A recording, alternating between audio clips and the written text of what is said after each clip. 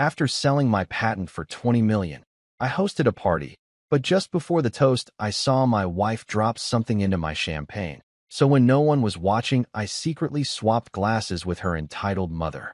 Minutes later, she started to. Look, I'm not saying I'm the kind of guy who throws himself a retirement party at 42, like some kind of tech bro messiah who just discovered passive income. But here we are. My living room is packed with people who wouldn't have returned my calls 6 months ago. And now they're all suddenly my biggest fans because I just sold my water purification micromembrane patent for $20 million cash, plus royalties that'll keep rolling in like I'm collecting rent on oxygen itself. The deal closed last Tuesday. By Wednesday, my phone had more congratulatory texts than a quarterback who just won the Super Bowl, and exactly 0 of these people helped me when I was eating ramen in my garage lab at 2 in the morning, trying to figure out why my prototype kept clogging like a gas station toilet. But whatever. I'm not bitter. I'm rich now, so I'm allowed to be magnanimous and pretend I don't remember who called my project Marcus's expensive hobby or who suggested I get a real job when I was 3 years deep into development. Brittany, my wife, insisted we do this whole thing at the house with a caterer, a bartender who makes cocktails with names like The Innovator and Silicon Sip, and enough artisanal cheese to bankrupt a small European nation. She said people expected me to cry, to give some emotional speech about the journey, about believing in myself when nobody else did. Honestly, I just expected cocktails and maybe some light jazz in the background while I nodded politely at people's fake enthusiasm. We got neither crying nor jazz, but we did get something way more interesting than either of those things. And that's why I'm currently standing in my kitchen holding a champagne flute and questioning every life decision that led me to marry someone who apparently moonlights as an amateur poisoner. It happens right before the big toast. Everyone's gathered in the living room, and Brittany's doing her thing where she plays hostess like she's auditioning for a reality show about wealthy wives who lunch. She's got her hair done, nails done, wearing this dress that probably costs more than my first car, and she's working the room like a politician at a fundraiser. I'm over by the bar, and I reach for my glass. The one with the tiny chip on the rim that I've been using for years because it's comfortable and familiar, and I know for a fact I won't accidentally hand it to a guest because nobody wants to drink from chipped glassware except apparently me. It's like my security blanket, except it holds alcohol, and I'm a grown man. So let's call it what it is, a habit. That's when I see it. Brittany leans in close to my glass, looks around like she's checking for security cameras at a bank she's about to rob, and pulls out this little brown vial from her clutch. Not a perfume vial, not essential oils.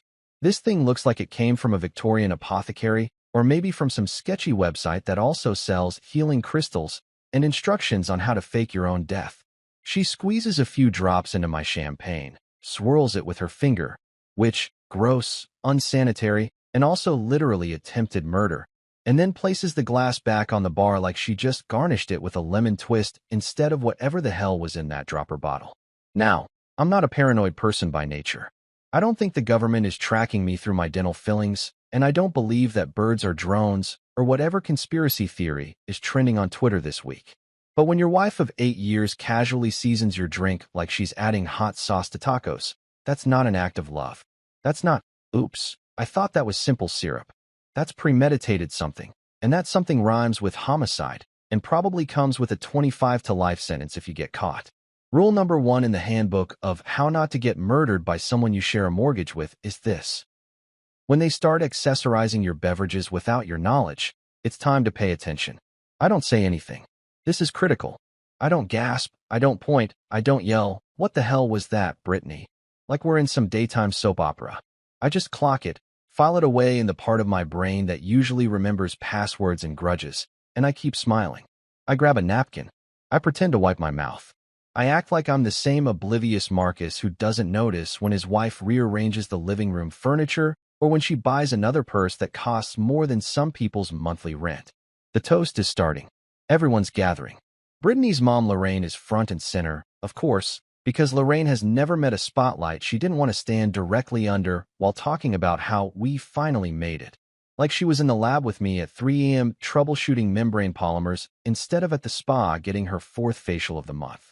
Lorraine's holding her own champagne flute, and she's doing that thing where she's already tearing up even though nothing emotional has happened yet.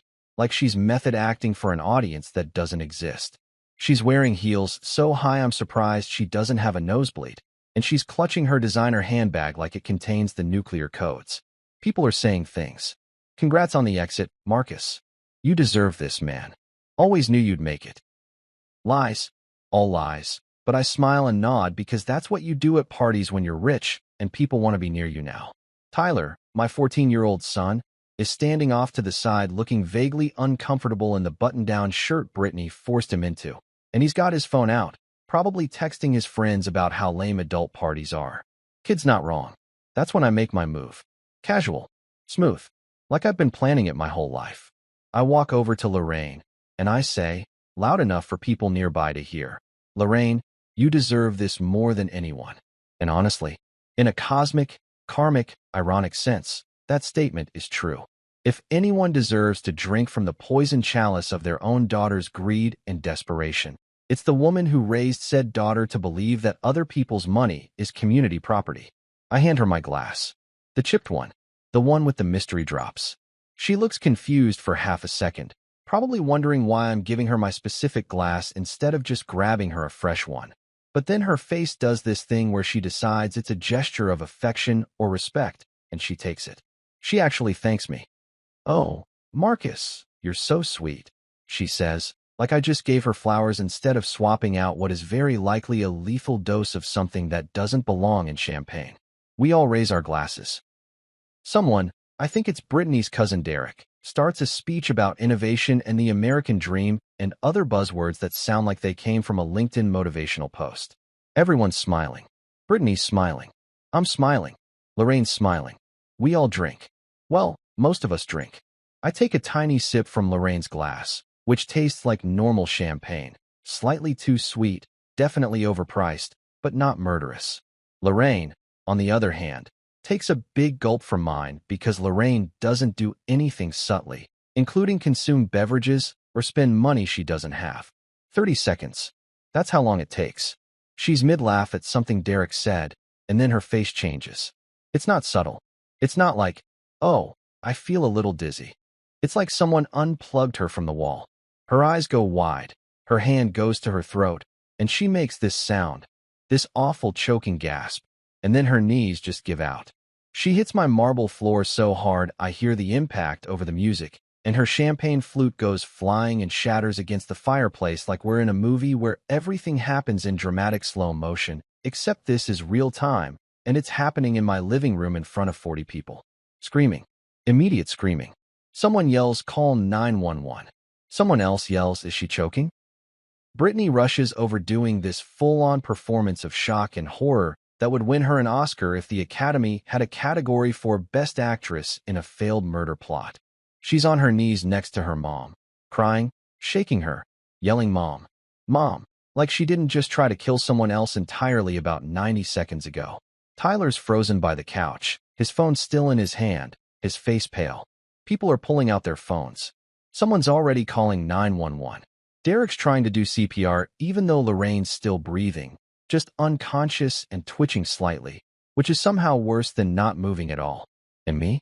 I'm standing there, still holding Lorraine's champagne flute, the safe one, watching this whole scene unfold like I'm a spectator at a sport I don't understand. I'm calm. Too calm, probably. Someone might notice that I'm not panicking, but everyone's too focused on the woman convulsing on my floor to psychoanalyze my reaction time. Internally, I'm thinking one very clear thought. So we're doing attempted murder before dessert. Cool. This is where we're at. This is the timeline we're in. My wife just tried to poison me at my own retirement party, and her mom drank it instead, and now there are paramedics on the way, and probably police, and definitely a lot of questions that I'm going to have to answer while pretending I have no idea what just happened. The paramedics show up fast. We're in a good neighborhood, which means emergency response times are excellent because property values demand it. They load Lorraine onto a stretcher while Brittany rides with her in the ambulance, still doing the devastated daughter routine. People are whispering. Did she have a stroke? Was it the shrimp? I heard she has a heart condition. Nobody's saying poison champagne because nobody saw what I saw, and I'm not about to announce it in front of 40 witnesses while I'm still processing the fact that my wife is apparently trying to cash in on my death before I've even had time to update my will. I offer to drive to the hospital. I'm the concerned son-in-law. I'm the guy who just made $20 million and definitely has good insurance. Everyone nods approvingly. Tyler comes with me, quiet in the passenger seat, and I can feel him looking at me like he's trying to figure out what I'm thinking. Smart kid. Takes after me. I don't say anything during the drive. I'm building a case in my head, evidence and timeline and motive, because here's what I know for absolute certain. Yelling gets you drama. Crying gets you sympathy. But paperwork, documentation, evidence, that gets you justice. That gets you consequences. That gets people prison sentences they can't cry their way out of. And right now, sitting in my car driving to the hospital where my mother-in-law is being treated for poisoning that was meant for me, I decide something simple and clear. I'm not going to yell. I'm not going to confront. I'm going to smile and document and build a case so airtight that when this all comes out, and it will come out, nobody will be able to say I overreacted or misunderstood or imagined things. They'll just see facts. Cold, hard, legally admissible facts. Because I didn't survive 42 years and build a multi-million-dollar patent by being stupid or impulsive. I survived by being smarter than the people trying to take advantage of me. And Brittany? Brittany just made the biggest mistake of her life. She thought I wouldn't notice. She thought I'd drink from that glass and collapse, and everyone would call it a heart attack or a stroke or bad luck. She thought wrong. And now I'm going to make sure she knows exactly how wrong she was, one documented piece of evidence at a time. Riverside General Hospital smells exactly like every hospital I've ever been in, which is to say it smells like industrial-strength bleach mixed with regret and the broken dreams of people who thought their insurance would actually cover things.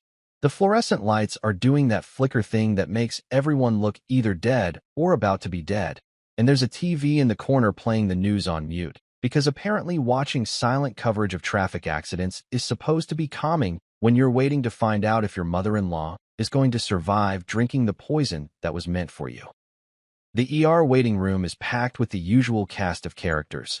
A guy holding a bag of ice to his face, a kid with a clearly broken arm trying not to cry, a woman coughing like she's auditioning for a tuberculosis awareness campaign, and us, the well-dressed family of a poisoning victim, looking like we just came from a cocktail party, because we literally just came from a cocktail party.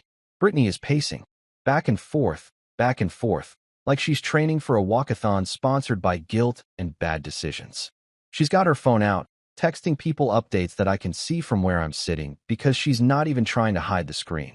Mom collapsed at the party. Don't know what happened. Pray for us. She's building her narrative in real time, crafting the story of the devoted daughter whose mother mysteriously fell ill at a celebration, and she's doing it with the dedication of someone who knows they're going to need an alibi that holds up under scrutiny. Every few minutes, she dabs at her eyes with a tissue, even though I haven't seen actual tears yet. It's like watching someone perform grief as a one-woman show, and honestly, the acting is decent but not great. She keeps repeating the same phrases. Oh my God, I just don't know what happened. She says it to the nurse at intake. She says it to the doctor who comes out to give us updates. She says it to the random lady in the waiting room who made the mistake of asking if everything's okay. 5 times. I count. When someone repeats themselves that much, it's not shock. It's not processing trauma. It's rehearsal. It's making sure the story stays consistent because they know inconsistency is how you get caught. Tyler is sitting next to me, quiet, his phone in his hands, but the screen dark. He's not texting. He's not playing games. He's just sitting there, watching his stepmom pace and perform, and then watching me watch her, and I can see the wheels turning in his head. Kid's 14, but he's not stupid. He sees what I see. He just doesn't have the language for it yet. Or maybe he does, and he's just smart enough not to say it out loud in a hospital waiting room where anyone could be listening. I make a mental note. Talk to Tyler later. Make sure he knows what he saw. Make sure he knows it's okay to trust his instincts when something feels wrong. File that under important parenting moments that shouldn't have to happen because your spouse shouldn't be trying to murder you. A doctor comes out after about 40 minutes. She's young, maybe early 30s, wearing scrubs that have seen better days and an expression that says she's already done 12 hours of a 14-hour shift and would very much like to go home and drink wine in the bathtub. She looks at her clipboard, then at us. Family of Lorraine Hale? Brittany rushes over like she's been shot out of a cannon. Yes, that's my mother. Is she okay? What happened? The doctor does that thing doctors do where they choose their words carefully because they know anything they say might end up in a lawsuit. Your mother is stable. We've started treatment and she's responding. We're still running tests, but preliminary results suggest possible toxic alkaloid ingestion. She pauses, watching our faces. I keep my neutral. Interested, but not surprised. Concerned son-in-law mode activated. Brittany's face does this microscopic flicker, just for a second, where I see panic before she smooths it back into relief. Toxic what? She asks, and her voice has this edge to it that's trying to sound confused but lands somewhere closer to defensive. Alkaloid, the doctor repeats. It's a type of compound found in certain plants. Definitely not food poisoning, which was our first thought given the party setting. This was something more specific. We're running a full toxicology panel to identify exactly what we're dealing with, but the reaction time and symptoms are consistent with something like aconite or a similar neurotoxin. She looks at all of us. Did your mother consume anything unusual? Any herbal supplements, teas, something from a non-commercial source? Brittany shakes her head vigorously. No, nothing. She just had champagne. That's it. She's talking too fast. People who are innocent don't talk that fast when answering simple questions. People who are innocent take a second to think, to consider, to make sure they're being accurate. People who are guilty already have their answer ready because they've been rehearsing it since the moment things went wrong. I step in, voice calm, measured, like I'm simply trying to be helpful. She only took one sip of the champagne, doctor. Maybe two. Super fast reaction, right? Like, less than a minute. The doctor nods slowly. Yes, that's consistent with acute poisoning from a concentrated source. If it was ingested, it would have been in whatever she drank most recently. I let that sit there. I don't add anything. I just nod like I'm processing information. Brittany freezes for half a beat. Just half a second where her entire body goes rigid and her eyes lock onto me like she's trying to read my mind through my skull. Then she recovers. Champagne? You think it was the champagne? That's crazy. Everyone was drinking champagne. Nobody else got sick. Her voice has gone up half an octave. Defensive. Yeah, I say, and I smile at her. Just a small smile. Friendly. Supportive husband smile.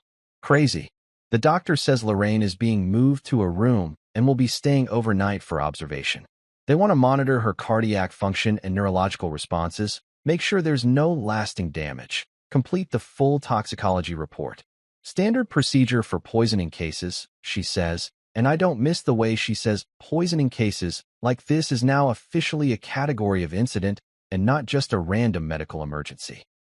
Brittany does her dramatic relief performance, hand to chest, exhale, thank God, the whole production, and asks if she can see her mother. The doctor says yes, but only for a few minutes because Lorraine needs rest. Brittany rushes off down the hallway following a nurse, and I'm left standing there with Tyler and the young doctor who looks at me with an expression I can't quite read. You're her son-in-law? She asks. I nod. And you were at the party? Another nod. Did you notice anything unusual? Anyone who might have had access to the drinks?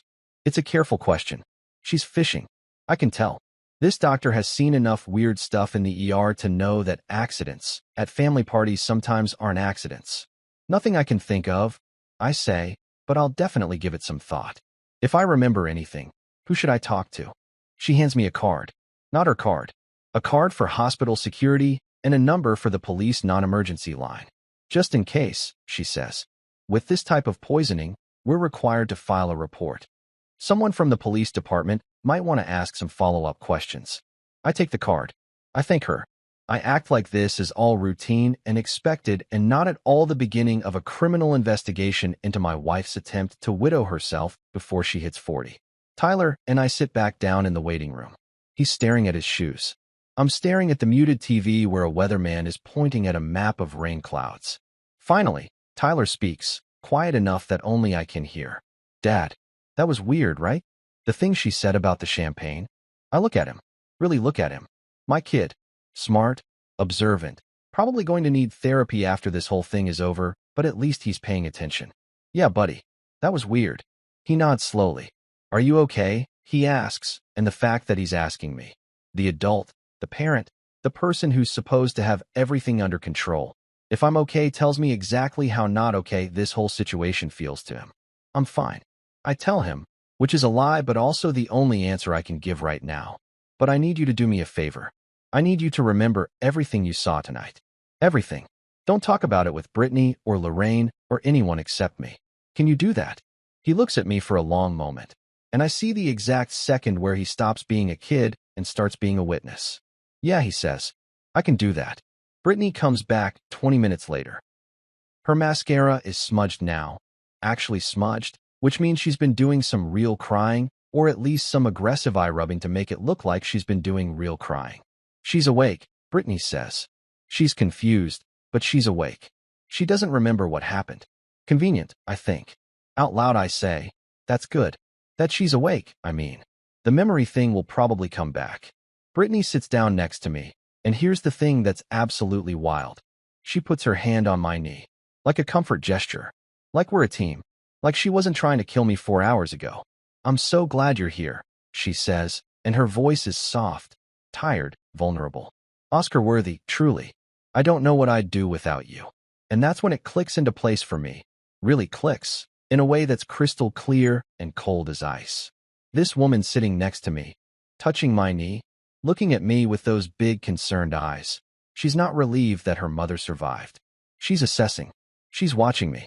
She's trying to figure out if I'm dizzy, if I'm showing symptoms, if maybe I drank from that glass after all and the poison just hasn't kicked in yet. She keeps glancing at my hands to see if they're shaking. She's studying my face for signs of distress. She's waiting for me to collapse. Because in her mind, in her plan, I was supposed to be the one on that stretcher. I was supposed to be the one in the hospital bed with the 4 and the heart monitor and the toxicology report. And now she's sitting here recalculating, trying to figure out what went wrong, trying to decide if she needs to try again or if this failed attempt means she needs to pivot to plan B. I squeeze her hand. Supportive husband. We'll get through this, I tell her. Together.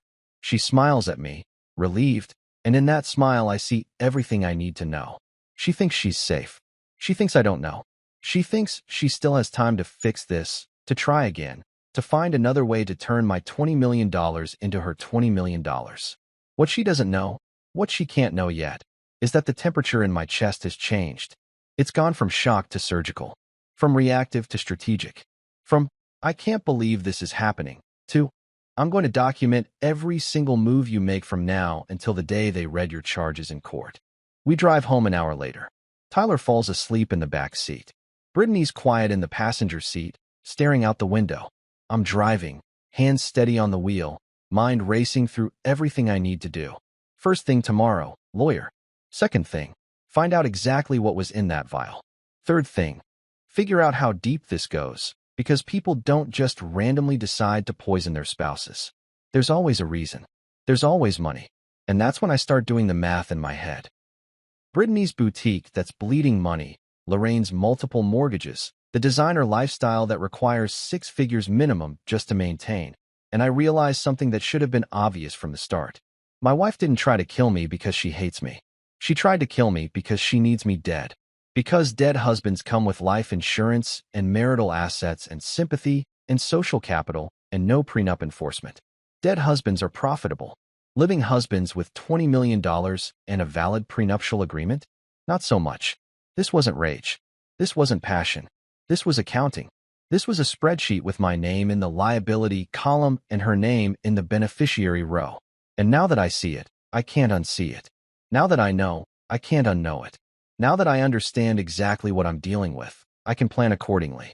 Because if there's one thing I'm good at, it's solving problems. And Brittany? Brittany just became a problem that needs solving. We get home around midnight, and the house still smells like the party. Leftover catering, expensive candles, and the faint chemical tang of whatever cleaning product the crew used to mop up my mother-in-law's collapsed site. Which is a sentence I never thought I'd have to construct, but here we are. Brittany goes straight upstairs without saying goodnight, which is fine because I'm not exactly in the mood for pillow talk with someone who recently tried to poison me.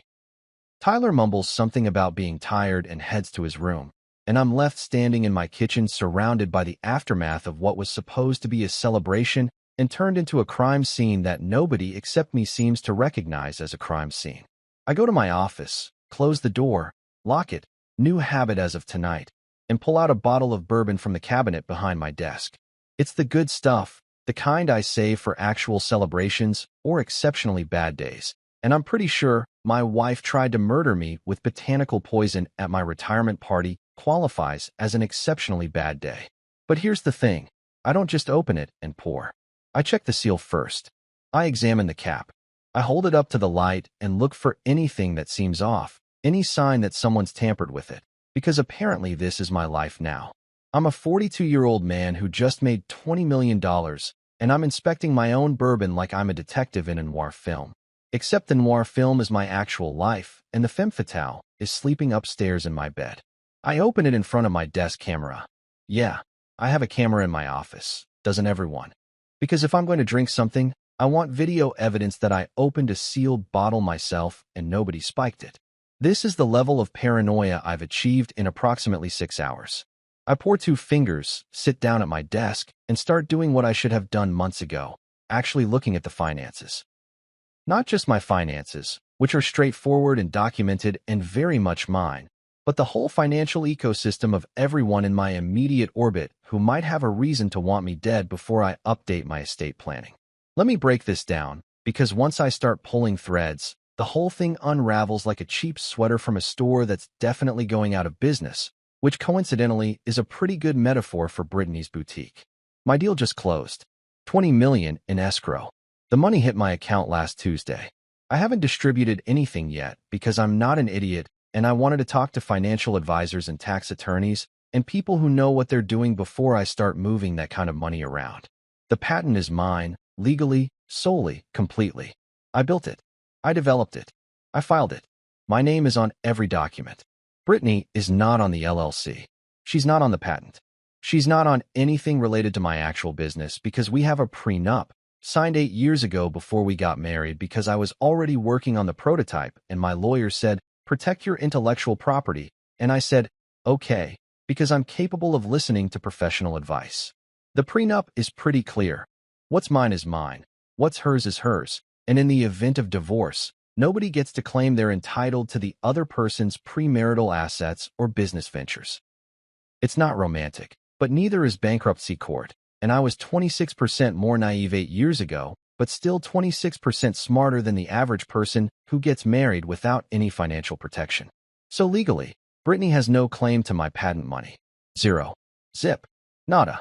In a divorce scenario, she'd get whatever we've accumulated together during the marriage. The house, which we bought together, some joint savings, which amounts to maybe $60,000. And possibly some kind of spousal support for a limited time because that's how California works. But she doesn't get the patent. She doesn't get the $20 million. She doesn't get the royalties that are going to keep coming in for the next decade at minimum. Unless I'm dead. See, if I'm dead, everything changes. If I'm dead before I update my will, which I haven't done yet because the money just hit and I was planning to deal with it next week, then my current will from 3 years ago is still active. In that will, which I wrote back when I thought my wife actually loved me and wasn't auditioning for the role of Black Widow in a true crime documentary, leaves everything to Brittany. Everything. The house, the money, the patent rights, the royalties, the whole enchilada. Because that's what you do when you're married and you think you're going to grow old together and maybe retire to someplace with a beach and good health care. You make your spouse the beneficiary. You trust them. You assume they want you alive more than they want you dead and wealthy. But now I'm looking at Brittany's boutique, Lux Theory, and let me tell you about this business. On Instagram, it's thriving. Constant posts about sold-out items and exclusive drops, and thank you to our amazing clients. Lots of photos of Brittany in designer outfits standing in front of brick walls looking like she's about to revolutionize the fashion industry. Lots of engagement from accounts that I'm 90% sure are bots because nobody really uses that many flame emojis unironically. But in QuickBooks, and yes, I have access to the business financials because I'm technically a silent partner, which means I gave her startup money 4 years ago and occasionally check to make sure we're not hemorrhaging cash. The real story is very different. The boutique is bleeding money. Not like a small cut, like a severed artery. Monthly losses averaging $12,000. Revenue is inconsistent at best. Expenses include rent on a retail space that's way too expensive, inventory that doesn't move, a social media manager who charges $3,000 a month to post pictures, and something called brand development consulting that costs $5,000 monthly, and as far as I can tell involves a woman named Sage telling Brittany that her energy needs to be more aligned with abundance. The boutique is a vanity project that's become a financial black hole, and every month I've been covering the losses because that's what you do when you're married to someone who has a dream and you have the money to fund it. But the deal was always that once the boutique became profitable, Brittany would pay back the startup money and we'd consider the loan settled. Except it's never become profitable. Not even close. And now I'm looking at 4 years of losses that total somewhere north of $300,000, which is a lot of money to spend on what is essentially an expensive hobby that requires a storefront. Then there's Lorraine. Oh, Lorraine. I pull up what I can find about her financial situation, which isn't everything because she's not my wife and I don't have direct access to her accounts. But I know enough from conversations and things Brittany has mentioned, and that one time Lorraine got drunk at Thanksgiving and started complaining about interest rates. Lorraine has a condo. Sounds nice, right? Except she has 2 mortgages on it. Not a mortgage and a home equity line of credit. 2 full mortgages. Which means at some point she refinanced, pulled out cash, spent that cash, and then took out another loan using the same property. The condo is underwater. She owes more than it's worth. And she's making payments on both loans, barely, from what I understand. She also has a Mercedes. The S-Class. Fully loaded. Gorgeous car. Costs about $900 a month for the payment, plus insurance, plus premium gas, because Lorraine doesn't do regular unleaded. And then there are the credit cards. Multiple credit cards. I don't know the exact balances, but Brittany mentioned once that her mom was consolidating debt, which is code for transferring balances between cards and hoping nobody notices that the problem is getting worse, not better. And here's my favorite part, spa financing. I didn't even know this was a thing. Apparently, you can finance cosmetic procedures and spa treatments and facials and whatever else wealthy women do to avoid looking like they're aging naturally.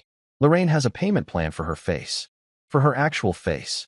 This is money borrowed to maintain an appearance that suggests she has money, which she doesn't, which is why she needs to borrow money, which creates this beautiful circular logic that ends with her daughter trying to poison me. And then there's Andre. Andre is Brittany's cousin, sort of. Second cousin, maybe? The family tree is unclear, and I stopped trying to map it out after the third explanation that involved people I'd never met. Andre describes himself as an entrepreneur and a business consultant, but what Andre actually is, based on my observations and some very careful questions I've asked over the years, is a loan shark with business cards and a LinkedIn profile. He loans money to people in the family when they can't get traditional loans because their credit is destroyed or they're already maxed out everywhere else. He charges interest rates that would make a payday loan company blush. And according to a conversation I overheard 6 months ago when Brittany thought I was in the garage, Andre is currently helping the family with some temporary bridge capital, which is fancy language for loaning money that needs to be paid back with substantial interest or else. So let me paint you the full picture here, because once I see it all laid out in front of me, it's so obvious I can't believe I missed it. Brittany's boutique is failing. Lorraine is drowning in debt. Andre is circling like a shark waiting to collect. And then I sell my patent for $20 million. $20 million that legally belongs to me alone because of the prenup. $20 million that Brittany can't touch in a divorce but could absolutely access if I died before updating my will. And suddenly, from their perspective, I'm not Marcus the husband or Marcus the son-in-law. I'm Marcus the solution. I'm Marcus the walking ATM machine that just needs to stop walking so they can make a withdrawal. If I die tragically, heart attack, accidental poisoning, stroke, whatever story they want to sell, Brittany becomes the grieving widow. She inherits everything. The house, the cash, the patent rights, the royalty stream. She pays off her boutique debt, her mother's mortgages, Andre's loans. She's suddenly solvent and sympathetic. She gets sympathy casseroles and GoFundMe donations, and people saying, she's so strong, and at least he left her well taken care of. She gets to play the role of the woman who lost her husband right when their life together was about to get good, and people eat that story up. Nobody suspects the widow. Nobody investigates the wife who cries at the funeral and talks about how much she loved him and how unfair life is. This wasn't rage. This wasn't a crime of passion. This wasn't even personal, really. This was accounting. This was a spreadsheet analysis that determined I was worth more dead than alive. I was an asset that needed to be liquidated. And the fact that I'm sitting here in my office, alive, drinking bourbon from a bottle I had to safety check like I'm the president's food taster, means that their accounting was wrong. They miscalculated.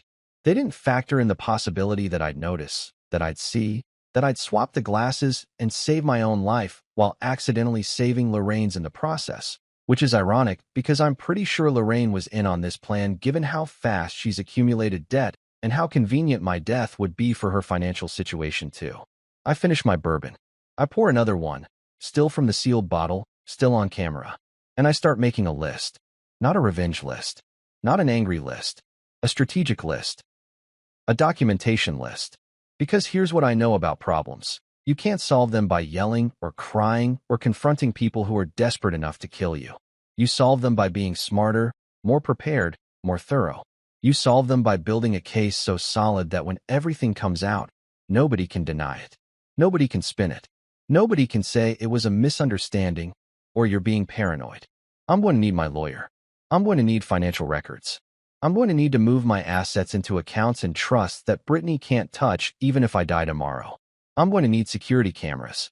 I'm going to need witness statements. I'm going to need that toxicology report on Lorraine. I'm going to need everything documented and time-stamped and notarized and legally airtight. Because I'm not just protecting my money.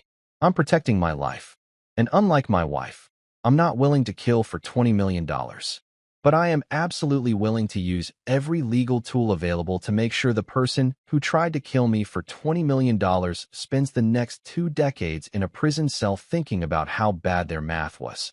I wake up at 7 a.m. to the sound of the doorbell, which is annoying because I didn't fall asleep until 3, and I spent most of that time mentally cataloging every financial crime my wife and her family have probably committed in the last decade. I stumble downstairs in sweatpants and a t-shirt that says, "Trust me, I'm an engineer," which felt ironic when I bought it 5 years ago and feels darkly prophetic now. I open the door expecting maybe a package or possibly Jehovah's Witnesses, and instead I get Brittany and Andre standing on my porch at 9 in the morning, holding a bag from the fancy bakery downtown and wearing expressions that can only be described as, "We're here to help you whether you want help or not." Brittany's got the bag of croissants held out in front of her like a peace offering, which is hilarious because croissants are prop food. Croissants are what you bring when you're about to deliver bad news or ask for something unreasonable or, apparently, try to convince someone to sign away their freedom. Nobody shows up at 9 a.m. with pastries unless they want something, and the more expensive the pastries, the bigger the ask. These are like $8 croissants. I'm in trouble. "Baby," Brittany says, and her voice has that sickly sweet tone that means she's been practicing this conversation. "We need to talk. Can we come in?" I want to say no. I want to close the door and go back to bed and pretend that yesterday didn't happen and my wife isn't currently standing on my porch with her loan shark cousin plotting whatever fresh hell they've cooked up overnight. But I'm playing the long game here. I'm collecting evidence. So I smile and step aside and let them in, because you can't document someone's insanity if you don't let them perform it. We sit in the kitchen. Brittany puts the croissants on a plate that I immediately decide I'm never eating from because at this point I don't trust anything that's been within 3 feet of her. Andre sits across from me doing this thing where he's trying to look casual and concerned at the same time, like he's a therapist and not a guy who probably has someone's kneecaps in a storage unit somewhere. Brittany fusses with the coffee maker even though I was about to make coffee myself, and she keeps glancing at me like she's checking to see if I'm showing symptoms of something. "Marcus," she starts, sitting down with her own cup of coffee that I watch her make from start to finish because I'm not drinking anything I didn't personally supervise. "You've been under so much stress. The patent, the deal, the negotiations, the press, the party, and then last night with my mom. Baby, you're pushing yourself too hard. You need rest. Like, real rest. Monitored rest. And there it is. The setup. The pitch. I can see it coming like a freight train with neon signs." She slides a glossy brochure across the table. The paper is thick, expensive, the kind of brochure that costs $3 per copy to print. On the cover is a photo of a beautiful building that looks like a resort, Spanish tile, palm trees, people who are definitely models pretending to be residents playing chess by a fountain. The text says, Golden Birch Lifestyle Community, where wellness meets luxury. I pick it up. I flip through it. Pictures of spacious rooms, a dining hall that looks like a five-star restaurant, a spa, a pool, something called a meditation garden. It looks amazing. It looks like a place where rich people go to feel good about aging. It does not look like what it actually is, which is where rich families park inconvenient relatives until probate is finished and they can access the inheritance without anyone asking difficult questions. It's not a nursing home, Brittany says quickly, reading my face or maybe just sticking to her script. It's luxury assisted living, like a resort, but with medical staff.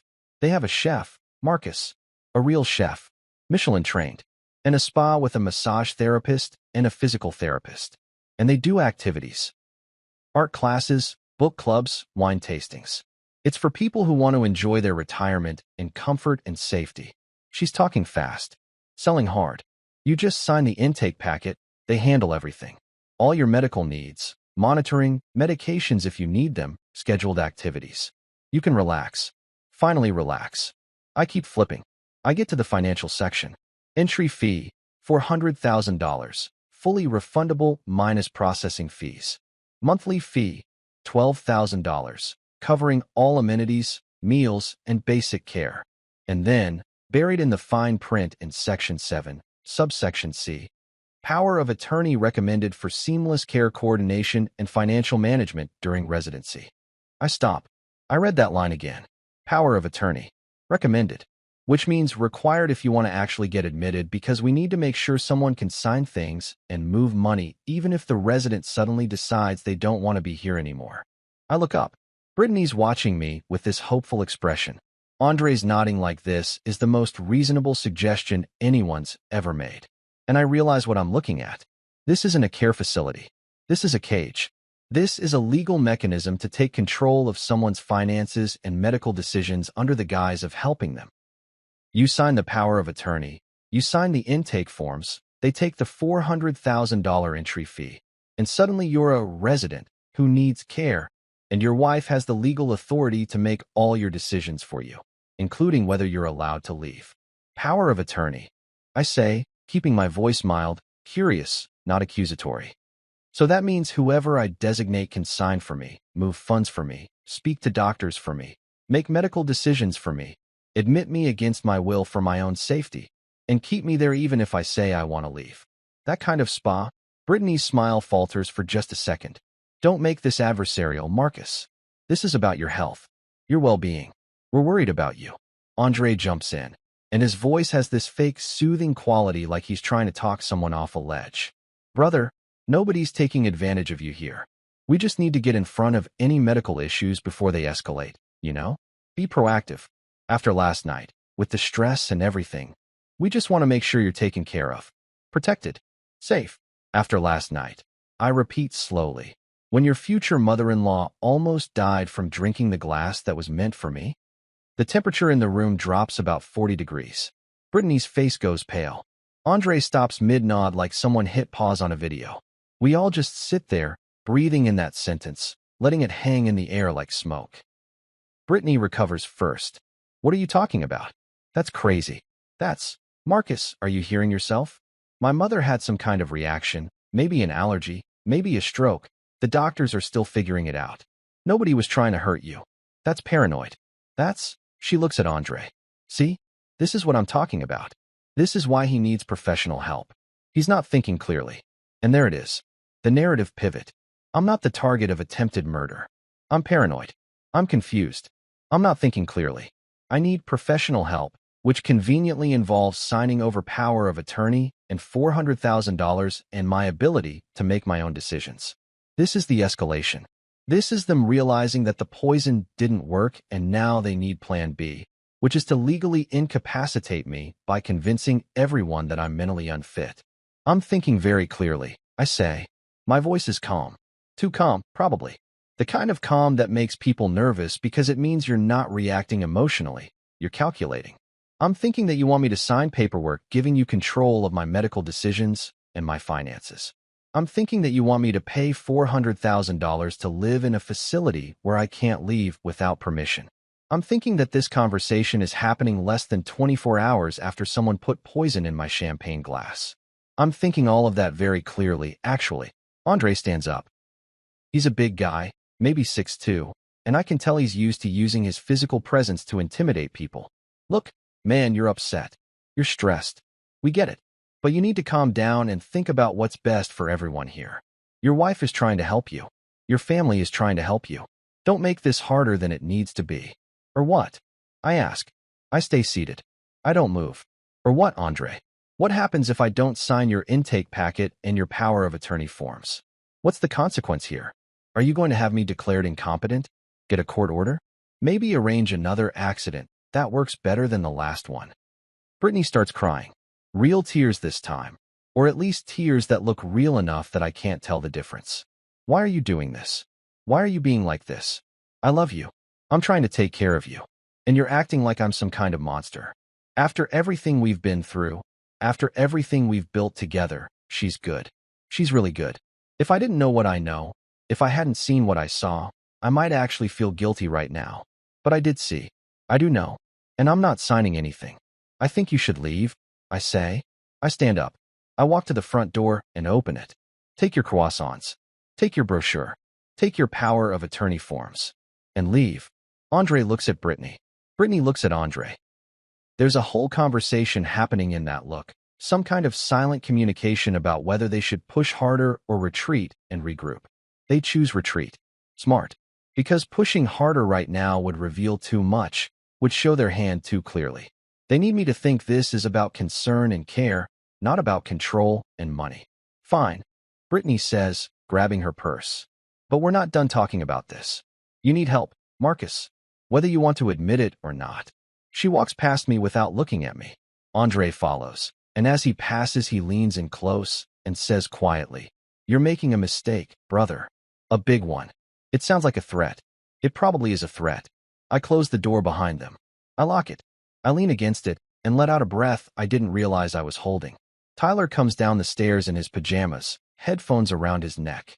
"Was that Brittany?" he asks. I nod. What did she want? I look at my son, this kid who's been watching his father navigate an attempted murder and is somehow handling it better than most adults would. She wanted me to sign papers putting myself in a fancy prison and giving her control of all my money. I tell him, because at this point honesty seems like the best policy. Tyler thinks about this for a second. Then he says, "Did you sign them?" I shake my head. He nods, satisfied. Good. That would have been stupid. Out of the mouths of 14-year-olds. I go back to my office. I pull out my phone. I call Regina Park, my lawyer, because this just went from collect evidence to I need legal protection immediately. She answers on the second ring. I tell her everything. The party, the poison, the hospital, the Golden Birch brochure, the power of attorney push, the he's not thinking clearly narrative. She listens without interrupting. When I'm done, there's a pause. Then she says, "Cool. We're going on offense." Music to my ears. I need two things now. Witnesses that I'm completely mentally competent and legal structures that make it impossible for Brittany or anyone else to control my money or my medical decisions. I need documentation that I'm not confused, not declining, not in need of a conservatorship or guardianship or whatever legal mechanism they're planning to use to lock me up in Golden Birch. I need proof, stamped and notarized and legally binding, that I am a functioning adult who can make my own decisions. And I need it yesterday. How fast can you make this happen? I ask Regina. How fast can you get here? She responds. I check my watch. 30 minutes. Then we start in 30 minutes, she says. Bring coffee. This is going to take a while.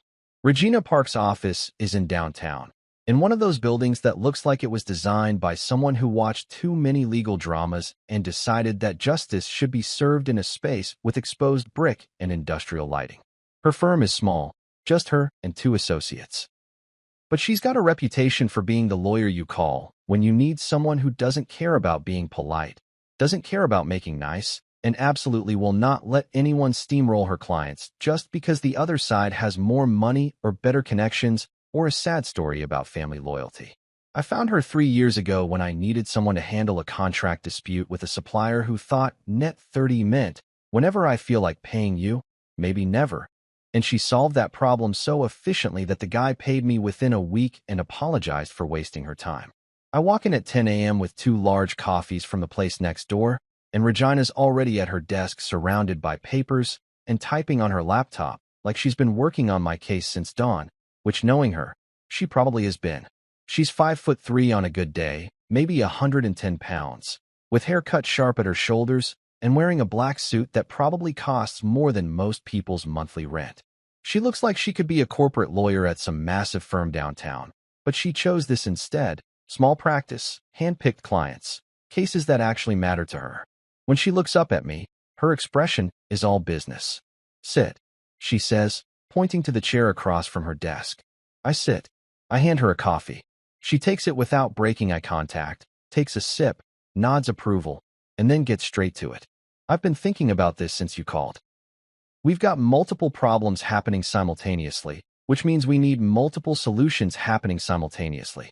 Problem 1, your wife tried to poison you. Problem 2, she's now trying to have you declared incompetent so she can control your assets. Problem 3, if she succeeds with either plan, you're either dead or legally dead, and either way she gets your money. Does that about sum it up?" "That sums it up," I confirm. Regina nods, makes a note on her legal pad in handwriting so neat it looks printed. "Okay, so here's what we're going to do, and we're going to do all of it today because I don't trust that your wife isn't going to escalate again tonight. Step 1, we get you a full neurocognitive assessment from an independent geriatric psychiatrist. Not your regular doctor. Not someone Brittany could claim is biased. An independent, board-certified specialist who has no connection to you or your family, and whose only job is to determine whether you are mentally competent to manage your own medical and financial decisions." She pulls up something on her computer, clicks a few times. "I have a guy, Dr. Richard Chun. He's testified in about 50 conservatorship cases. He's never been successfully challenged on his assessments. He's expensive, but he's worth it, and more importantly, his evaluations hold up in court. I've already called him. He can see you at 2 p.m. today. You'll do a battery of cognitive tests.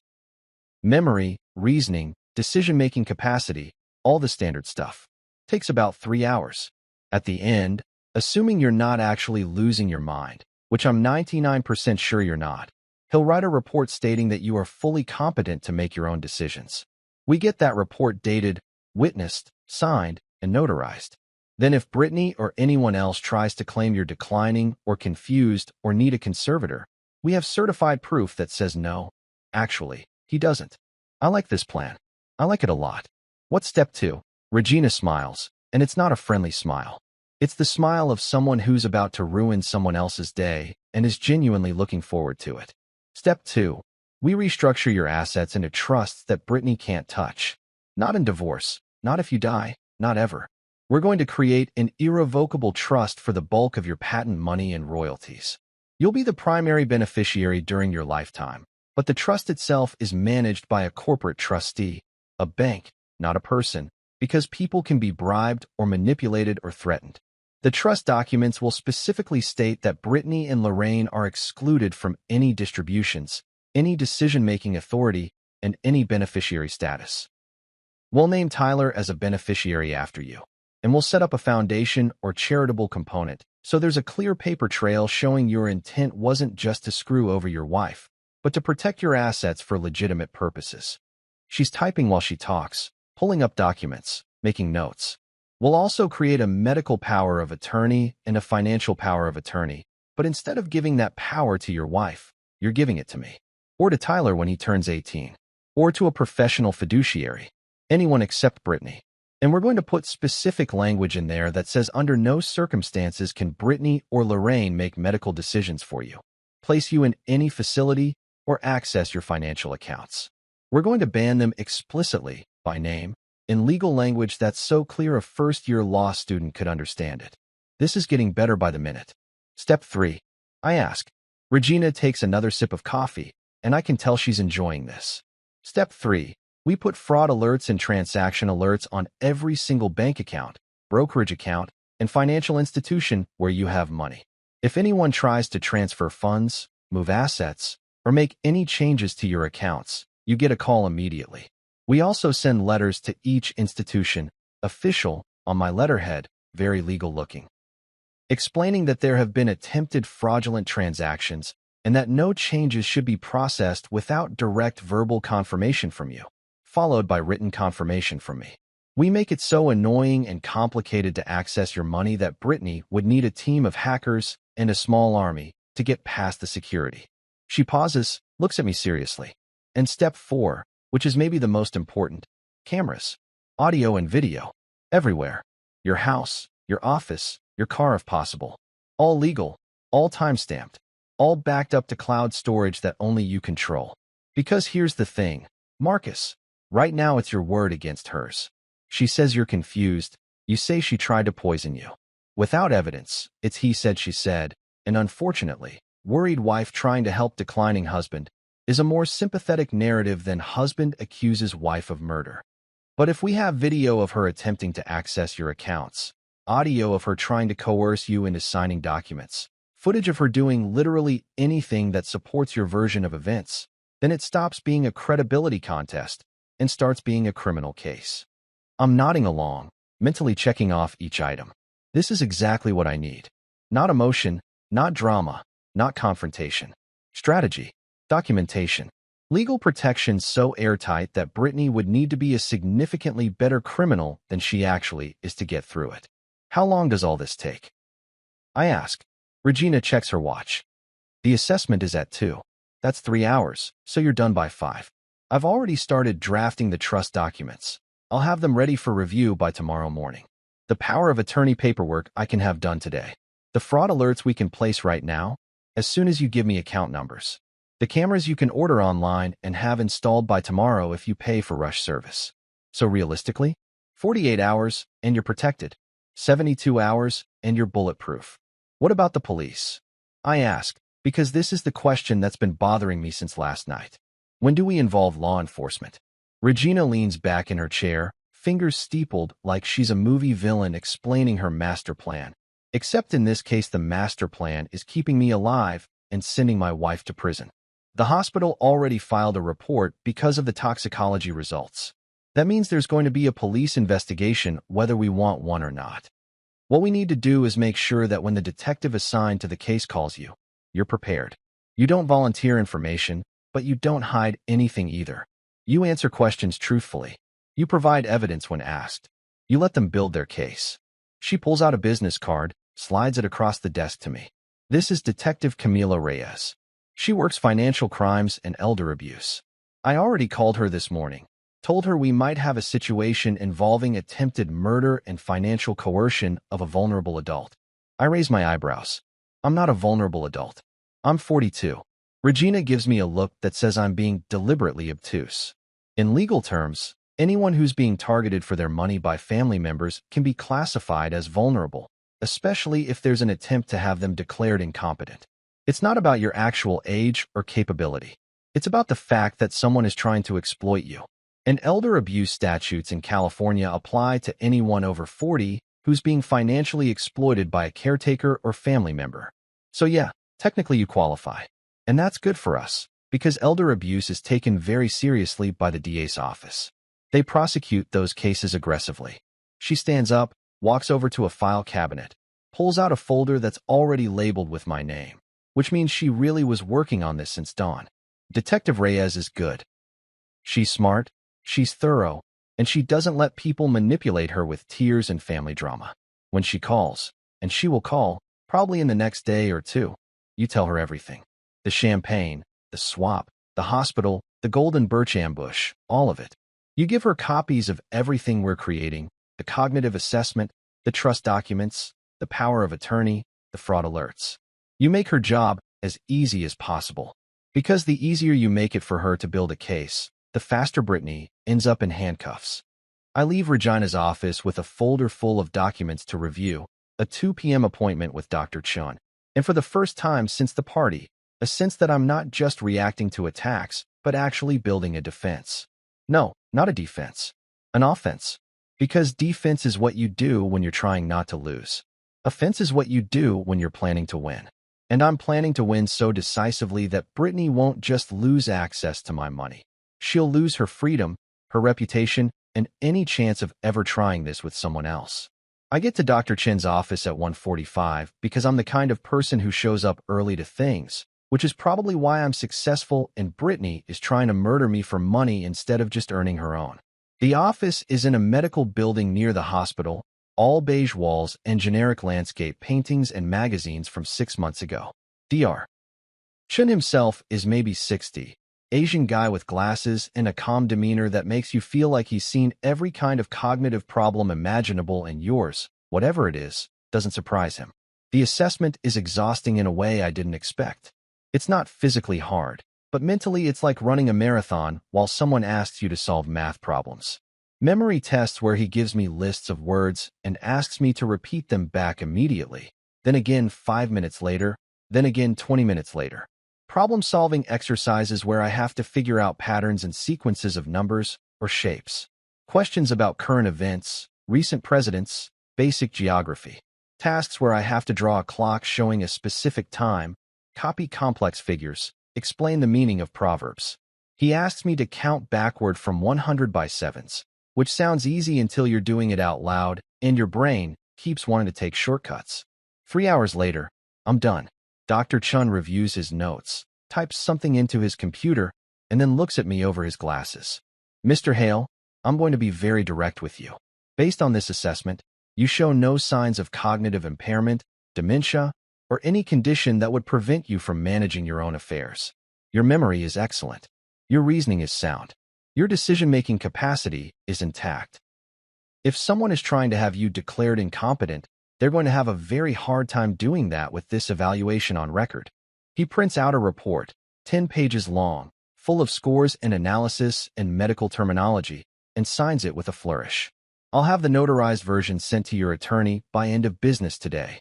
I thank him, shake his hand, and walk out of that office feeling like I just passed the most important test of my life. Because I did. I just proved, in legally binding medical terms, that I'm not crazy. I'm not confused. I'm not declining. I'm a fully functional adult who's being targeted by people who want my money, and now I have documentation that says exactly that. I text Regina. Assessment done. He says I'm competent. Report coming today. She texts back immediately. Perfect. Come by tomorrow at 9. We'll sign the trusts. Then we go to war. I drive home smiling, because for the first time since I watched my wife poison my champagne, I feel like I'm not the one in danger anymore. She is. Here's the thing about catching criminals. You can't just wait for them to confess. You have to create situations where they incriminate themselves, where their own greed and desperation lead them directly into a trap they don't see until it's already closed around their ankles. This is basically what phishing is, except instead of using worms you use fake bank accounts, and instead of catching bass you catch your wife committing felony fraud. Same principle, different application. I'm sitting in my office at 8 a.m. the next morning with Regina on a video call, and she's walking me through what she's calling the honeypot strategy, which sounds like something from a spy movie, but is actually just a very elegant way to get Brittany to commit crimes on camera while thinking she's being clever. We need her to actually attempt to access your money, Regina explains, and she's got that look on her face that lawyers get when they're about to do something technically legal, but definitely morally questionable. Right now we have suspicion. We have the poisoning, which is good, but that's going to be hard to prove was intentional unless we get a confession or find the vial with her fingerprints. What we need is a clear, documented, undeniable fraud attempt that shows intent to steal your assets. Something where her fingerprints, literal or digital, are all over it. So here's what we do. I go to a bank I don't normally use, a branch of Pacific Western that's across town, nowhere near my usual Wells Fargo. I walk in, I tell them I want to open a new checking account, and I deposit exactly $100. That's it. $100. The account comes with a debit card, online banking access, the full setup. To anyone looking at the paperwork, it appears to be a legitimate, active account. It's just that instead of containing $20 million, it contains enough money to buy a decent dinner for two if you skip dessert. Meanwhile, Regina drafts what she calls a durable power of attorney document. It looks official. It looks comprehensive. It's got all the right legal language, the proper formatting, the stamps and seals and signatures that make it appear like it's giving someone, specifically, whoever I designate, broad authority over my financial affairs. Except here's the beautiful part, it doesn't. The language is very carefully crafted to only give access to this one specific checking account at Pacific Western, account number ending in 7734, and nothing else. It specifically forbids any movement of securities, property, patents, royalties, or any other assets. It auto-expires in 90 days. And buried in Section 12, subsection F, in language that requires a law degree to fully parse, it says that any attempt to exceed the authority granted in this document constitutes fraud and nullifies the entire agreement. It's bait, Regina says, and she sounds genuinely pleased with herself. Anyone who reads this carefully will see it's limited. But anyone who's desperate and greedy and just looking for access to your accounts, they'll see power of attorney and think they hit the jackpot. They'll skip the fine print. They'll assume it's broader than it is. And when they try to move money from your actual accounts, the ones not mentioned in this document, we've got them on fraud. Clear, documented, prosecutable fraud. We also create a fake, consolidated portfolio summary that makes it look like I've got all my accounts listed in one convenient document. Checking accounts, savings accounts, brokerage accounts, all with account numbers and approximate balances. Except the numbers are fake. The accounts are mostly fake. The only real one is the $100 checking account. Everything else is either an account that doesn't exist or an account that's already been locked down with fraud alerts so aggressive that even I would have trouble accessing it without going through 3 levels of verification. And then we make a temporary login sheet with usernames and passwords for what appears to be access to my online brokerage portal. Except the portal isn't real. It's a honeypot website that Regina's IT guy built in about 4 hours. Looks exactly like the real brokerage site. Same layout, same logos, but it's actually just logging every login attempt, every IP address, every action someone tries to take. It's a digital trap designed to record evidence. I put all of this in a nice folder. Navy blue, the kind you get at Office Depot that looks professional and important. I label it Estate Planning, Confidential, in big letters on the front. And then I do something that feels incredibly stupid but is actually brilliant. I leave it visible in my home office. Not obviously visible, like sitting in the middle of my desk with a spotlight on it, but visible enough that someone who's snooping around looking for financial documents would definitely find it. I put it in the open filing cabinet drawer, filed under E for Estate, exactly where someone would look if they were trying to figure out what I've been doing with my money. Because here's what I know about Brittany. She cannot resist information. She cannot resist access. She cannot resist the opportunity to check on things, to make sure everything's organized, to help with administrative tasks that nobody asked her to help with. It's part of her whole personality. She's the person who reads other people's text messages when they leave their phone on the table. She's the person who goes through your browser history accidentally when borrowing your laptop. She's nosy and greedy, and she thinks she's sneaky, but she's actually just obvious if you know what to look for. So I leave the folder. I go about my evening like nothing's wrong. I make dinner, for myself, from ingredients I personally bought and opened, because we're still operating on the assumption that everything in my house might be poisoned. I watch TV. I go to my office around 8 p.m. to work on some emails, which is really just me sitting at my desk with my laptop open, while the security camera I installed yesterday, mounted in the bookshelf, looks like a book's spine, records in 4K, captures everything. Around 9 p.m., Brittany appears in the doorway. She's wearing yoga pants and a tank top, hair up in a messy bun, looking casual and unthreatening. "Hey baby," she says, and her voice is soft, conciliatory, like we didn't have a massive fight 2 days ago about her trying to put me in a luxury prison. "I've been thinking. I know things have been tense. I know you're stressed. I just want you to know I'm here for you. Whatever you need. It's a performance. It's absolutely a performance. But I play along because the camera is rolling and I need her to think I'm buying it." "Thanks," I say. I give her a small smile. Not too big. Just enough to suggest I'm softening. That maybe I'm reconsidering. That perhaps she's winning me back over. "I appreciate that. I know you're trying to help." She comes closer, puts a hand on my shoulder, squeezes. "I love you, Marcus. I know you don't believe that right now, but I do. and I'm going to prove it to you. She kisses the top of my head, tells me not to stay up too late, and leaves. The whole interaction takes maybe 90 seconds. Oscar-worthy manipulation. 30 minutes later, I'm in bed, in the guest room now, because I've decided sleeping in the same room as someone who tried to poison me is a line I'm not willing to cross. And my phone is on the nightstand, unlocked, screen facing up. I'm not actually asleep. I'm reading on my tablet, waiting. And then it happens. My phone pings. Not a text. Not an email. An alert from the security system. Motion detected in home office. I switch to the camera app. There's Brittany, illuminated by the desk lamp she just turned on, standing in front of my filing cabinet. She's got her phone out. She's looking around, checking, I assume, to make sure I'm not coming back downstairs. And then she opens the drawer, pulls out the navy blue folder, flips it open. I watch on my phone screen as she photographs every page. The power of attorney, the portfolio summary, the login credentials sheet.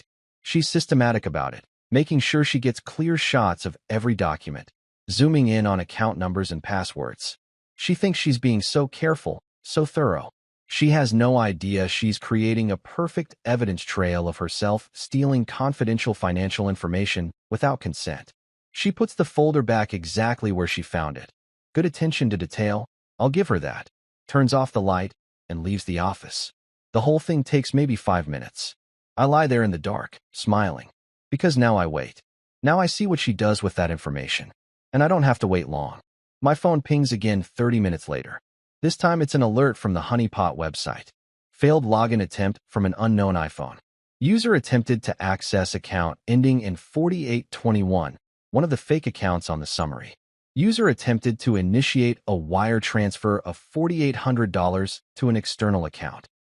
The system blocked it, obviously, because it's not a real account. But it logged everything. IP address, device fingerprint, timestamp, the exact amount she tried to steal, which is interesting because $4,800 is suspiciously close to 1 month's rent on her boutique, which means she's not even trying to steal everything at once. She's trying to siphon money gradually, so I won't notice. I screenshot everything. The camera footage of her in my office, the photos she took, the login attempt, the blocked transfer. I texted all to Regina with a message. Got her. She took the bait. Regina responds at 10:30 at night because apparently lawyers never sleep. Beautiful. This is fraud. Wire fraud if she tried to transfer across state lines. Unauthorized access to financial accounts. Identity theft if she tried to use your credentials. I'm calling Detective Reyes in the morning. Do not confront your wife. Do not tell her you know. Act normal. Let her think she got away with it.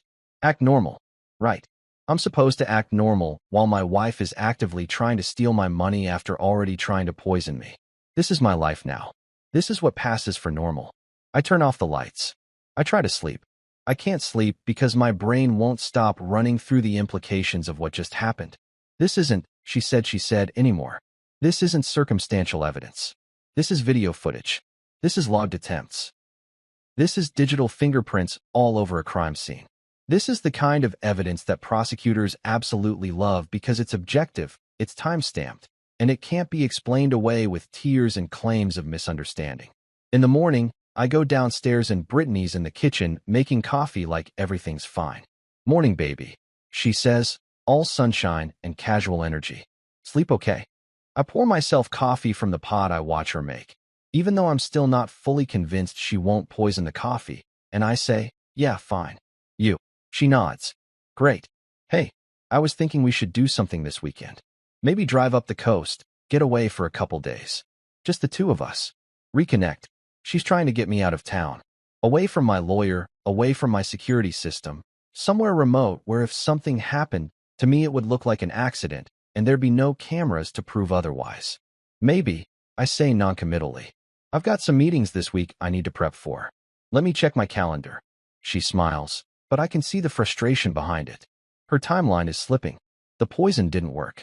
The golden birch ambush didn't work. The account access didn't work. She's running out of options and running out of time, and she knows it. What she doesn't know is that every move she makes now is being documented, logged, and turned into evidence that's going to be used against her in court. What she doesn't know is that I stopped being the victim about 3 days ago. Now I'm the prosecutor. Now I'm building the case. Now I'm the one in control. And when this all comes out, when Detective Reyes shows up with handcuffs and a warrant, Brittany's going to realize that the biggest mistake she made wasn't trying to kill me. It was underestimating how thoroughly I'd document her trying to kill me. Because I didn't survive 42 years and build a multi-million-dollar patent by being careless. I survived by being meticulous. And right now? Right now I'm being very, very meticulous about making sure my wife goes to prison for a very, very long time. You ever have one of those mornings where you wake up and realize your life's become a true crime episode narrated by a voice that sounds suspiciously judgmental? Yeah, that was me. My house still smelled like burnt nerves and betrayal when Detective Camila Reyes showed up the next morning. She was early 30s, Latina, calm in that way only people who have seen genuine chaos can be. Hair tied back, no-nonsense posture, and eyes that scanned like she was downloading the entire room straight into some government-grade cloud storage. She didn't knock timidly either. It was a confident triple tap, followed by, "Mr. Hale?" "Detective Reyes, Riverside PD." That's cop code for, "I already know everything, and I'm here to confirm how stupid everyone else looks." I opened the door, holding a mug I didn't plan to drink from. Because trust issues now come in caffeine form, and said, "You're either my guardian angel or my new therapist." She gave me a look that said, "Neither." Inside, she glanced around, eyes pausing on the kitchen counter, where 3 different bottles of water stood sealed like evidence exhibits. "You taking hydration seriously, huh?" she asked dryly. "These days," I said, "trusting unsealed liquids is basically a hobby for people who don't want to see next Tuesday." She almost smirked. Almost. We sat in my living room, where my entire life now looked like a high-end panic room. Security cameras, motion sensors, files stacked neatly like trophies from the Don't Die Olympics. Reyes pulled out a small notepad. "Walk me through it from the start," she said, voice low but precise, like a surgeon who cuts with words. So I did. I told her about the party, the glass, the dropper, the fainting act, the ER, the suspicious rest home pitch, the bait account, the midnight phone alerts. Everything. She didn't interrupt, didn't gasp, didn't overreact. She just wrote in shorthand like she was already 3 moves ahead. When I mentioned the chipped glass, her pen paused. "You still have it?" she asked. "Yeah," I said, walking her to the kitchen freezer like a man proudly showing off leftovers that could win a case. Inside, next to a frozen lasagna, sat a Ziploc bag with the bottle and the chipped flute sealed inside. "You watch too many legal thrillers," she said, eyebrows up. "You have no idea," I replied. She pulled out a pair of latex gloves from her pocket, because of course she came prepared, sealed the bag inside an evidence pouch, labeled it, and said, "We'll run this. If it's what you think it is, we'll know in 48 hours. The calm in her tone was unsettlingly confident. Then she asked for the rest, the screenshots, the login attempts, the fake Golden Birch documents, my notarized mental evaluation, the trust paperwork that legally exiled my wife and her mother from anything that had a dollar sign on it. I laid it all out on the coffee table. The way she flipped through those documents, you could almost hear justice stretching its legs. When she reached the section titled Asset Protection Trust, Disqualified Beneficiaries, she looked at me and said, "You wrote this yourself?" "Drafted it," I corrected. "My lawyer Regina polished it." She gave a tiny nod of approval. "You're more organized than half the detectives I know." I took that as a compliment and said, "Thanks. It's what happens when your family turns into a business case." Reyes flipped another page and let out a breath. "Okay," she said, "I'm going to be straight with you. From what I'm seeing, you're not paranoid. You're preemptive, and that's the only reason you're alive. Now, when a detective says something like that, you don't laugh. You just let the weight of it sit there, heavy and oddly validating." She went on. "The vial, if it's what I think, could be aconite. Monkshood, used in some herbal poisons, hard to trace, fast-acting. If that's confirmed, this moves from suspicious to straight-up attempted murder." "Neat," I said deadpan. "So, normal marriage stuff." She cracked the smallest grin. "You'd be surprised how often I hear that. We went over timelines. Who poured what? Who moved when?" I told her about the exact moment Brittany accidentally doctored my drink, how I swapped the glasses, how Lorraine collapsed. Reyes tapped her pen on the page. "You ever confront your wife about it?" "Nope," I said. "I like breathing. That got another flicker of amusement. She stood, pacing lightly, absorbing the house like it was a crime scene. Which, technically, it was. You understand, she said finally. If this is what it looks like, it's going to be ugly. Attempted homicide, financial fraud, elder coercion, conspiracy. People don't like going down for that quietly. I leaned back, hands behind my head. Yeah, but they also don't like getting caught trying to make a loved one their early retirement plan. Reyes looked at me for a beat, then asked, "You still living with her?" "Hell no," I said. "She's been bouncing between her boutique and her mother's condo, probably practicing her grieving widow face in the mirror." Reyes scribbled that down, then said, "Okay, you're not under arrest, obviously, but I need you to understand. You're a witness now. A high-value one.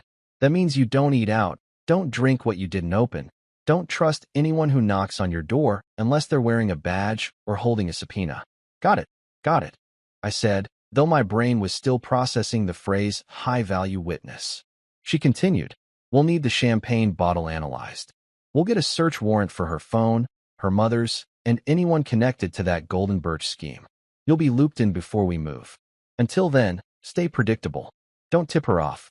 "Detective," I said slowly. "She tried to kill me at my own party. I think she's past the point of caring about subtlety." Reyes didn't disagree. She collected the evidence, carefully tucked everything into labeled bags, and before she left, she said something that somehow felt colder than the freezer. "Mr. Hale, from this point forward, don't drink or eat anything you didn't seal or plate yourself. Not from your wife, not from family, not from restaurants, not even a mint at church." I stared. "Not even a mint." She raised an eyebrow. "You'd be surprised how many people get creative when the inheritance clock starts ticking." I exhaled and nodded. "So I'm basically living like a paranoid monk now." "No," she said, heading for the door. "You're living." Then she paused at the threshold, turned back, and added, "Oh, and Marcus, good instincts on swapping that glass. Most people wouldn't have noticed the dropper." I shrugged. "Yeah, well, most people don't have a wife who treats cocktails like chemistry class." She actually laughed that time, a quick dry laugh that said, "You're insane, but I respect it." After she left, the silence felt thick. The hum of the fridge sounded like tension. I sat down, staring at the sealed bottles on the counter, and realized something. I'd been living in autopilot for years, pretending stability was love, that keeping quiet was peace. But when a detective tells you to treat your own house like a potential crime scene, the marriage isn't broken. It's buried. I texted Regina, "We're in motion. Reyes is solid." She replied instantly, "Good. Play dumb. They'll trip themselves." I turned off my phone, stared at my reflection in the dark window, and said to no one, "Well, honey, guess it's your turn to drink from the chipped glass." Then I locked every door, checked every camera feed, and made a mental note to start drinking my coffee black, because cream suddenly felt like a luxury I couldn't trust. You ever walk into a room knowing everyone else and it showed up to rob you blind, but you still smile like you're about to present the winning PowerPoint at a TED Talk? That was me, strutting into the bank that morning, tailored suit, calm pulse, heart rate steady enough to fake sainthood. Brittany sat at the glass conference table, all fake pearls and real delusion, flanked by her wannabe lawyer loan shark Andre and some chipper woman from Golden Birch who looked like she sold timeshares to the elderly. "Baby," Brittany cooed, "this is just so we can take care of you." Translation: "Sign here so I can own your soul and Venmo your assets to my new boyfriend." The folder in front of me had more pages than the Bible and smelled like fraud. But I smiled, nodded, and signed. Regina's decoy POI, the one that only gave her access to a checking account holding 100 sad little dollars. Andre leaned forward like he'd just witnessed destiny. Brittany looked like she could taste victory, and the Golden Birch rep was already mentally redecorating my suite. Then Brittany gave the signal. "We'll move $400,000 for the entry fee," she said, all sweet and confident. The branch manager, God bless his poker face, typed something, looked at the screen, and chirped, "Perfect. That'll come from account ending in 4821, balance, 100 even." The silence that followed was art. You could hear the sound of Brittany's brain buffering. Her fake smile faltered so hard I almost felt bad for her. Almost. Then came the tap on the glass door, Detective Reyes, sharp as caffeine, stepping in like a walking verdict. Behind her, the bank's fraud investigator, all clipboard and calm doom. "Mrs. Hale," Reyes said, voice crisp enough to cut marble. "Thank you for demonstrating intent in a recorded financial institution. That saves us so much paperwork." Brittany's lips parted, trembling, her tone cracking. "Wait, this isn't." He's confused. He doesn't understand what he's signing. And right there, I slid the neurocognitive assessment across the table, stamped and dated, the verbal equivalent of an Uno reverse card. "Competent," it read, bold as gospel.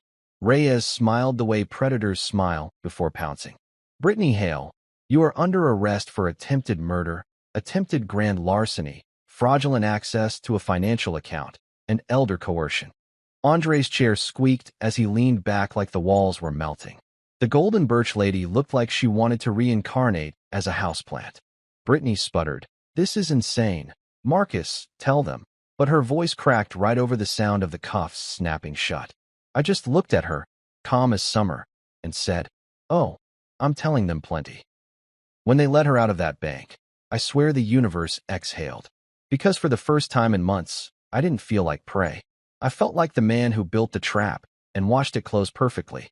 You'd think after your wife gets arrested for trying to turn you into a Netflix docuseries, life would get quieter. Nope. The universe looked at me and said, "Plot twist, pal." That night, my doorbell rang at 9:42 p.m., the universal time for bad decisions. Outside stood a woman in a lab coat that screamed Amazon discount medical cosplay, flanked by two guys built like failed linebackers. "Mr. Hale," she said, flashing a clipboard, "I'm Dr. Simone. We received a welfare report about your cognitive state. We just need to do a quick evaluation." Translation: "Open up so we can drag you to a facility and liquidate your assets while you're drooling into a cup." I leaned against the door, smiling like a man who already installed 4K cameras and had a detective on speed dial. "Doc," I said, "you're about 3 IQ points short of believable. You're not my physician, and I already passed a cognitive assessment that would make Einstein jealous." She tried the sympathy angle, tilting her head, soft voice, the fake concern that usually works on people who still trust daytime TV. "We can make this easy, Marcus. You don't want this to escalate." "Oh, but I did." I told her through the door. "Perfect. I'll call Adult Protective Services for you." Her eyes flickered. The split-second panic of a scammer who realizes the mark brought receipts. 30 seconds later, my panic pendant went off, sirens in the distance, and the look on her face turned from smug to lawsuit. When the squad car lights hit my driveway, she tried to smooth things over. "We're just here to help," she muttered. "Lady," I said, "you showed up with 2 bouncers and a fake degree. That's not help. That's kidnapping with extra paperwork." Enter Detective Reyes again, stepping out of her unmarked car like divine intervention in leather boots. "Evening, Doc," she said, flashing her badge. "You got a medical license number I can verify?" Dr. Simone stammered something about confidential evaluation, which is cop speak for, "I'm about to lose my bail." The 2 bodyguards suddenly found the horizon fascinating. 5 minutes later, the cops detained all 3. I watched from the doorway, coffee mug in hand. Unpoisoned, sealed, sanctified. Tyler, my son, filmed the entire circus from the hallway, narrating like a YouTuber. "Hi, I'm Tyler Hale, and this is what attempted kidnapping looks like." When Reyes told them APS already had protective orders in my file, including their names, it was poetic. The fake doctor's jaw actually dropped. They got hauled off, and Reyes gave me that look again, the one that said, "You were right to be paranoid." I told her, "At this point, I'm not paranoid. I'm professional." Tyler laughed. "Dad, that was savage." I grinned, ruffling his hair. "Nah, son. That was documented." That night, as the house quieted, I realized the war wasn't about money anymore. It was about control, and I'd just taken mine back. If justice had a playlist, mine started with the rhythmic squeak of courtroom chairs and ended with the sound of my ex-wife's freedom getting revoked in high definition. The day Brittany shuffled into court, she was dressed like a sad Pinterest board titled Forgiveness Chic. Soft beige dress, demure pearls, and that tragic face people wear when they're rehearsing sympathy for the camera. Her lawyer did the whole misunderstanding between loving family members routine, dripping with insincerity. The prosecutor didn't even blink. They rolled out the receipts like it was Black Friday for karma. Lab results showing aconite in the champagne, screenshots of the fake Golden Birch retirement home. The search history that read like a serial killer starter kit. How to disguise poison taste, aconite lethal dose, husband's assets after death. The courtroom air turned electric, and for once, Brittany didn't have a single fake tear left to squeeze out. Then they played the ring cam audio. Her voice, clear as a church bell, hissing, "Sign it now, or we'll just have you evaluated and placed anyway." The silence that followed could have powered a small city. When the judge finally looked up, his expression said, "I've seen villains, but this one's a first ballot inductee." Her lawyer tried to recover with, "Your Honor, my client was under emotional stress," but the judge shut that down like a bouncer at closing time. I stood, buttoned my jacket, and gave my statement. Not dramatic, not tearful, just truth in its cleanest, sharpest form. "I'm not confused," I said. "I'm not declining. I'm just inconvenient to people who treat loyalty like an ATM." I swear, the judge actually nodded. Then came the verdict. Bail revoked, no contact order, charges upgraded from attempted murder to premeditated with financial intent. I didn't cheer, didn't smirk, just exhaled. Lorraine tried her best act in the hallway, crying about how I humiliated her by letting her drink the wrong glass. "Lorraine," I said, "I literally saved your life." "You're welcome." Even Tyler winced. "Dad," he whispered, "that was cold." "No, son," I told him, "that was documented." We drove home in silence, the kind that feels like peace after a storm. My neighbor brought banana bread. Real care, not the weaponized kind. And for once, I accepted it without scanning the ingredients. That night, I poured a drink from a freshly sealed bottle, cracked it open in front of my kitchen camera like a ritual, and raised my glass to the quiet. To poisoners with bad timing. To paperwork. To survival. I took a long sip, tasted freedom, and smiled. Because they thought a signature could bury me. But in the end, signatures were exactly what buried them.